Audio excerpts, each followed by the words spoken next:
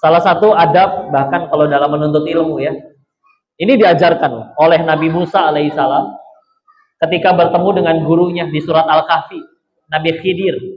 Ya, mudah-mudahan udah pada pernah baca terjemahannya ya. Di surat Al-Kahfi ayat 60 sampai 82. Ayat berapa? 60 sampai 82. Ada yang unik di sini. Nabi Musa itu ngikut sama Nabi Khidir, tapi berkali-kali memprotes keputusan Nabi Khidir. Ya. Ada perahu mau nyebrang perairan, malah dilobangin. Ada anak kecil lewat, malah dibunuh. Mau dibunuh deh? Nah, ya, jangan ya. 3, mereka menyampai di suatu kota, minta dijamu, tapi nggak ada yang mau ngejamu.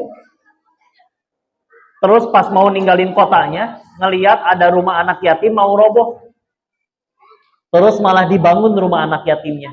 Kata Nabi Musa, yang tetangganya aja nggak peduli, ngapain ini kita bangun? Baru nanti di akhir perjalanan dikasih tahu. Tapi lihat ya, ini adab dalam belajar. Lihat Nabi Musa, berkali-kali nggak sepakat dengan gurunya, tapi tidak pernah meninggalkan gurunya. Itu adab. Kita mah izin contoh ya. Kalau misal ibu udah komitmen pengen ngaji misalkan, tahsin dengan ustadz siapa misalkan. Apalagi kalau kita yang minta, "Tat, mau ngaji dong, sempetin seminggu sekali."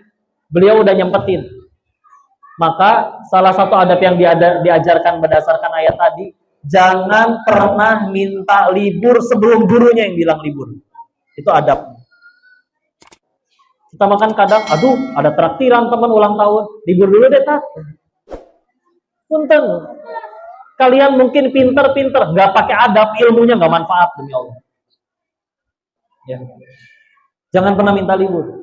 Jangan pernah minta libur sebelum gurunya yang bilang libur. Ini benar pelajaran dulu ya. Meskipun kita ngulang lagi nggak ngerti-ngerti, tapi ilmunya berkah insya Allah, jadi manfaat. Lihat Nabi Musa, diprotes terus itu gurunya. Tapi sebelum gurunya yang berkata, inilah akhir perjumpaanku dengan dirimu. Udah, waktunya pisah, baru beliau berhenti. Ngikutin belajar dari beliau. Sebelum kata gurunya yang berkata selesai, kadang misalkan, beres nih ikro, sudah selesai belajar ikronya. Nah, harus lanjut ke Al-Quran. Silakan kalau mau lanjut ke Ustadz itu, baru pindah. Kadang makan gitu, nggak enak yang di situ belajarnya terlalu serius, nggak ada bercandanya. Pindah, weh. Salah satunya adab, ya. Terlepas niat gurunya nanti lurus atau enggak, tugas kita menyempurnain dulu adabnya. Ya. Ini Masya Allah ya, pelajaran luar biasa. Karena kalau enggak, Masya Allah. Saya kenal seorang guru di Bogor. Beliau mengamalkan tentang adab ini. Beliau belajar kepada seorang kiai, yang kiainya ini kita tahu dengan kesibukannya. Sering ada tamu, ceramah di mana-mana.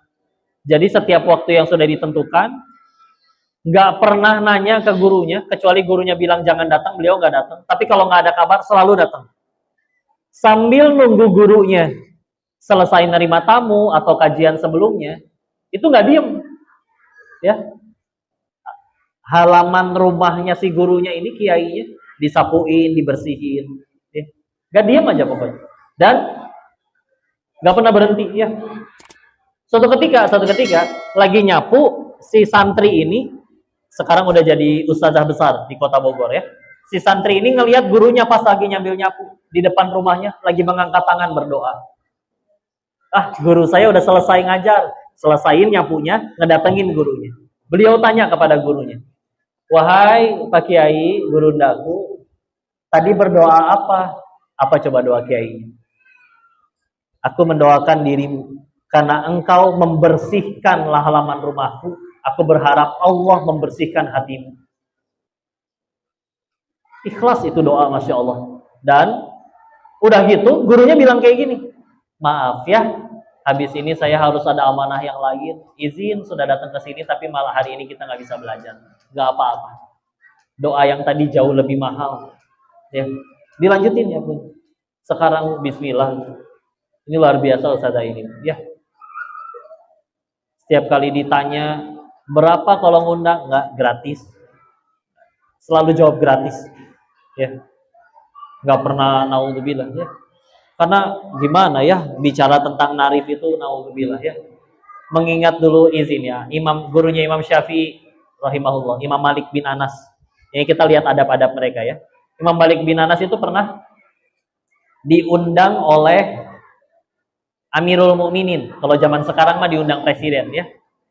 Datangnya telat berjam-jam, Pak. Ditanya dong sama Amirul Mukminin ya. Kenapa telat? Dijawab, iya karena saya jalan kaki.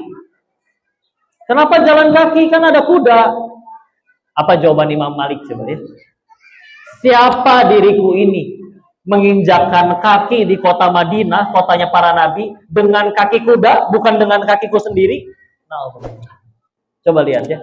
Seorang Imam Malik dengan keilmuan dan manfaat yang sampai sekarang masih terasa, merasa tidak layak menginjakkan kaki di Madinah pakai kaki kuda, pengennya jalan kaki. Ya. Maka apa-apaan kalau ada penceramah niatnya harus jemputannya minimal Innova. Kalau nggak biayanya segini nggak mau. Nah, begitu. Lebih mulia dari Imam Malik juga belum. Ya. Enggak. Dah. Gratis. Orang mau ngasih itu urusan dia, tapi jangan pernah meminta. Nah, begitu. Ya. Masya Allah. Ikhlasnya orang-orang terdahulu boleh.